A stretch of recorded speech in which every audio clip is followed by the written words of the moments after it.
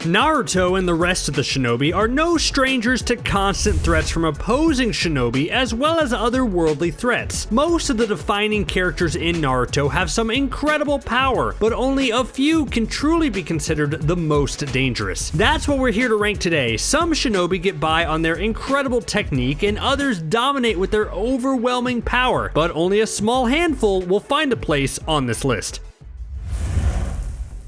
Coming in at the number 10 spot on this list is a man who is effectively a ghost and he fights like one as well. The leader of the Earth Clan, Mu is the second Tsuchikage, which fittingly means Earth Shadow. As one of the most powerful shinobi in the series, Mu is a dangerous force to be reckoned with. He is a very analytical and strategic-minded shinobi who uses his unique abilities to gather information and be ready for attacks from almost anywhere. Perhaps the most notable aspect of Mu is his ability to utilize all 5 nature transformations. He can also combine multiple natures together to form his dust release attack, which can disintegrate anything it touches. With earth release, Mu can effortlessly fly around. One of his signature transformations involves him becoming invisible through water release. Mu's intangibility is so impressive that he became well known as the non-person. While invisible, he is nearly undetectable by any physical or chakra sensing means. Sometime after Mu's reincarnation by Kabuto Yakushi, Mu completed the summoning technique which summoned the immensely powerful Madara Uchiha. Together, the two laid waste to the Shinobi Alliance, defeating a myriad of powerful ninjas with relative ease. While Madara did most of the heavy lifting, Mu provided invaluable support to the former Uchiha clan leader. Eventually, Mu temporarily regains his soul briefly before making amends and returning to the afterlife. Mu's mastery over the transformation elements, his incredible stealth, and his strategic mind lead him to being one of the most feared and dangerous shinobi in the series. But because he lacked the raw power of many of the other characters on this list, he just barely scrapes into the top 10 most dangerous shinobi in Naruto.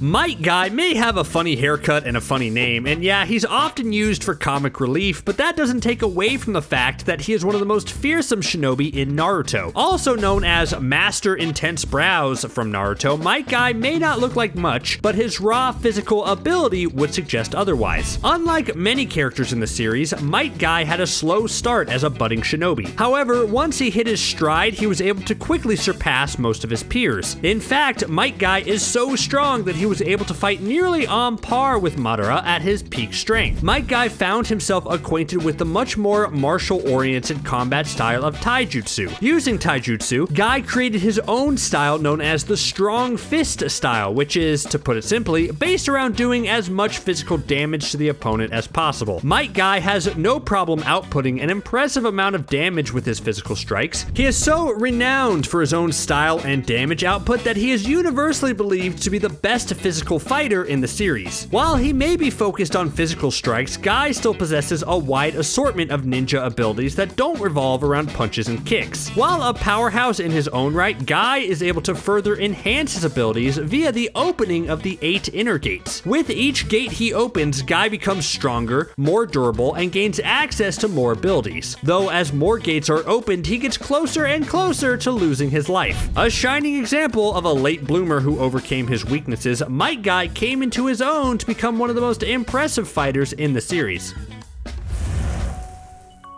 Kabuto Yakushi isn't one of the run-of-the-mill villains from Naruto who is simply evil and powerful from the outset. In fact, he spent most of his early life attempting to help the people around him. However, this all changed when he met Orochimaru. Kabuto worked under Orochimaru as a spy for some time, gathering whatever intel could be useful for the villainous shinobi. During this time, he grew obsessed with making himself stronger and attempting to surpass Orochimaru. This obsession was so great that ahead of the 4th Shinobi World War, he took drastic steps to become more powerful. This involved body modifications, most notably absorbing the remains of Orochimaru's body and taking on many of the legendary Sanin's traits. This gave him the power of the White Snake and made his body look absolutely monstrous when not disguised. Regardless of the abilities he gained from Orochimaru, Kabuto was an extremely skilled shinobi in his own right, especially when it came to ninjutsu, jinjutsu, and later senjutsu. He was able to utilize wind, water, fire and earth natures when using ninjutsu, as well as yin and yang release. His first ninjutsu, however, came from his time with Naruto Yakushi. He is highly adept in nearly all manner of medical ninjutsu and has even found alternative uses for it, such as using chakra scalpels to enhance his physical attacks. Perhaps most disturbingly, he can use his extensive medical knowledge to essentially perform necromancy. When doing this, he can use the reanimated corpses to fight for him, and even keeps a variety of corpses stored in scrolls so that he can use them as decoys, and they're nearly indistinguishable from other people. Kabuto has a vast array of abilities and power, but it's more his intelligence and tactical acumen that make him one of the most dangerous shinobi.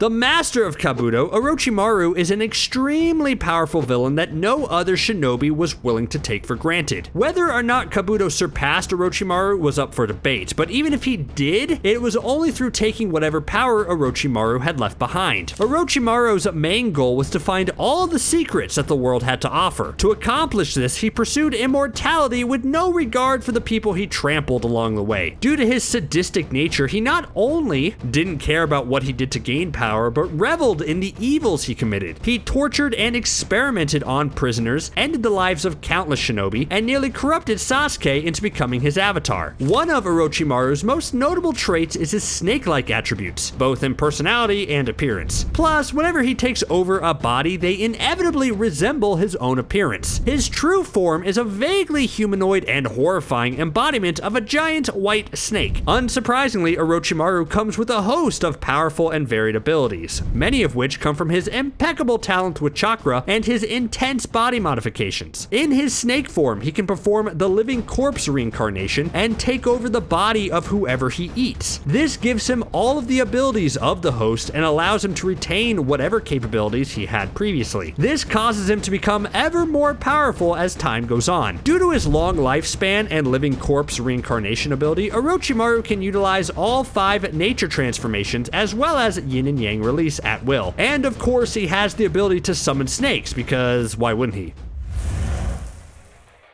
One of the most heroic and compassionate heroes in Naruto, Hashirama may not seem dangerous in the conventional sense, but anyone who tried to hurt his clan would quickly see just how dangerous he could be. Hashirama Senju was the leader of the Senju clan and was considered the god of shinobi, a title which obviously does not come lightly. During the time he was alive, it was thought that there was no one who could equal, let alone best him in combat. Early in life, he worked to reform the shinobi system alongside Madara in order to avoid the needless bloodshed of children and non-combatants. However, this dream was brought to an end when Madara ended their friendship to continue the fighting between their clans. When he defeated Madara, he offered him a choice to unite the two clans together, but he decided against it. However, after more fighting, peace was eventually made between the two clans. It didn't last, however, and the Senju leader was forced to strike down Madara. The effects of Hashirama's selfless efforts had a ripple effect on the world of Naruto for a long time after his passing. He is one of the most dangerous shinobi, but only if you dare to hurt his clan. The first of the Uchiha clan on this list, but far from the last, Obito Uchiha was a close partner and student of Madara Uchiha. Of course, training under one of the strongest characters in the series means that Obito is an incredibly impressive and dangerous shinobi in his own right. Lulled into a trap during the Third Shinobi War, Obito's life was saved by Madara, who subsequently healed his life-threatening wounds. Because of this, Obito pledged his life to the elderly clan leader. After his training with Madara, Obito was such a powerful and adept shinobi that many who fought him assumed that he was Madara himself. During his time alive, he was considered one of the most dangerous shinobi around, so much so that he could consistently defeat both Sasuke and Naruto and fight 3 Hokage at once while barely breaking a sweat. Ironically, the injuries that he suffered before training under Madara made him stronger once they were healed with white Zetsu matter. This allowed him to use chakra much more liberally than before without overburdening himself. He also gained many other abilities and traits of the god of shinobi due to the life-saving treatment he was offered. With a massive amount of both learned and ingrained abilities, direct training under potentially the strongest shinobi ever, and an incredible natural talent and drive, Obito easily earns his spot on this list.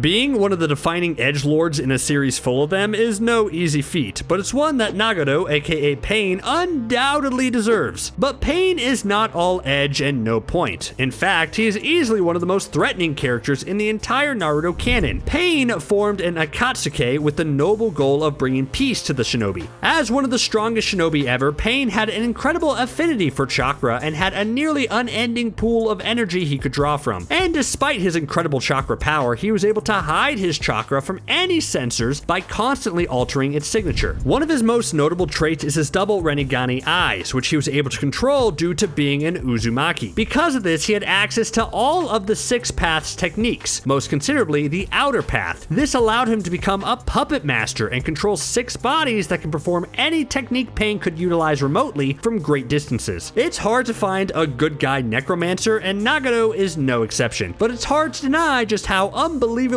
powerful he was.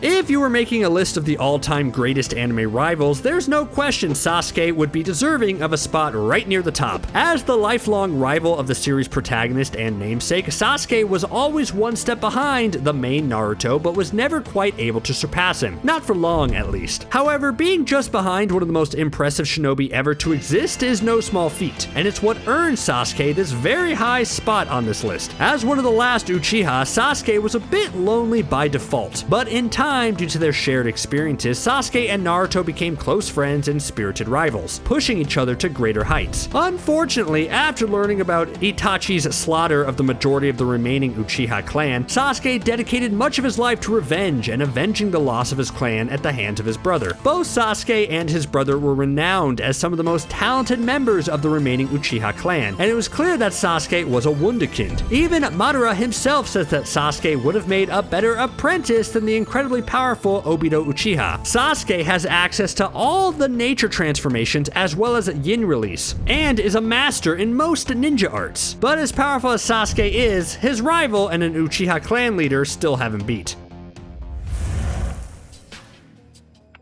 As the protagonist and literal namesake for the show, it's no surprise that Naruto is this high on the list. Actually, the only surprise may be that he isn't sitting right at the top. While Naruto may not be a person many would think of as dangerous, much like the god of shinobi, Hashirama Senju, Naruto is a serious roadblock to anyone who dares to hurt or threaten his friends. Naruto was born into a tragic orphan upbringing, but he was able to keep an upbeat and kind personality throughout much of his life regardless. Little did Naruto know, but both his mother and father sacrificed themselves to protect him and give him power by sealing the Nine-Tails beast Kurama within him. Like most anime protagonists, Naruto is very naturally gifted, at least once he was able to properly apply himself and put in some hard work at the Ninja Academy. Due to his Uzumaki heritage, as well as the immaculate events surrounding his birth, Naruto possesses an incredible affinity for chakra and can use huge amounts of it for long periods without becoming exhausted. He has so much chakra that he was able to battle constantly for days without showing any major signs of fatigue. Of course, he is also adept in an incredibly wide variety of techniques and abilities that can give him an edge when raw power isn't able to cut it. Perhaps his most defining ability is his transforming powers, most notably his transformations that utilize his sealed-tailed beast spirit. As powerful and immensely talented as Naruto is, there's one big bad that likely has a slight edge over the young shinobi.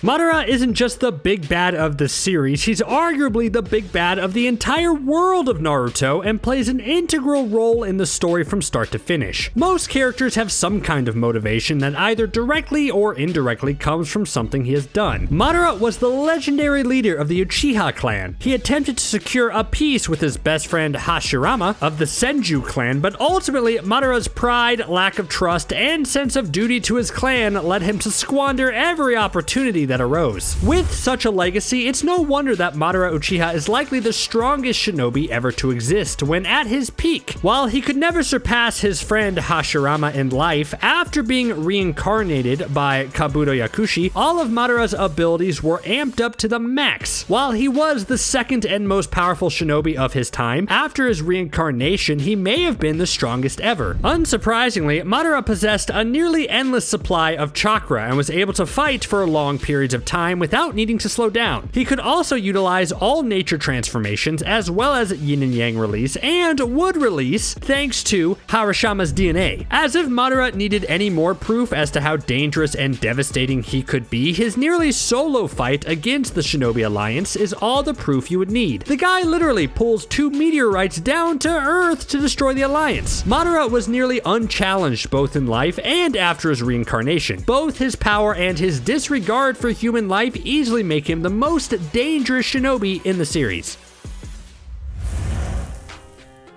Ninjas are dangerous by default, but these 10 shinobi are the most dangerous in Naruto. As long as a character is full of chakra and stocked with kunai and shuriken, you know that a good battle is right around the corner in the world of ninjas.